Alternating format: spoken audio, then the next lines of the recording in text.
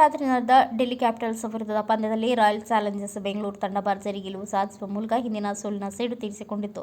Toss ಗೆದ್ದಿದ್ದ RCB ನಾಯಕ Rajat Patidar bowling ಆಯ್ಕೆ ಮಾಡಿಕೊಂಡರು. ಭುವನೇಶ್ವರ್ ಕುಮಾರ್ ಭರ್ಜರಿ ಬೌಲಿಂಗ್ ಹಾಗೂ ಸಾಥ್ ನೀಡಿದ ಹಜಲ್ವುಡ್ನಿಂದಾಗಿ ಡೆಲ್ಲಿಯನ್ನು 162 ರನ್ಗಳಿಗೆ ಕಟ್ಟಿಹಾಕಲಾಗಿತ್ತು.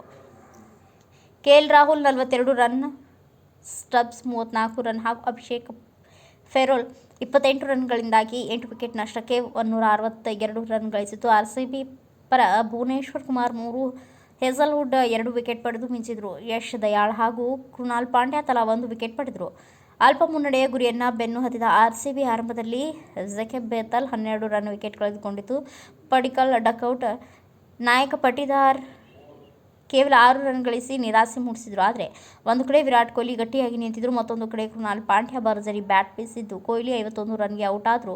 ಪಾಂಡ್ಯ 4 ಸಿಕ್ಸ್, 5 ಫೋರ್ಗಳ ಬಳಿಕ ಅಜೇಯ 73 ರನ್ ಗಳಿಸಿದರು. ಟೀಮ್ ಡೇವಿಡ್ ಅಜೇಯ 19 ರನ್ ಗಳಿಸಿದರು. ಅಂತಿಮವಾಗಿ 18.3 ಓವರ್ಗಳಲ್ಲಿ 4 ವಿಕೆಟ್ ನಷ್ಟಕ್ಕೆ 165 ರನ್ ಗಳಿಸಿ ಗೆಲುವಿನ ನಗೆ ಬೀರಿತು.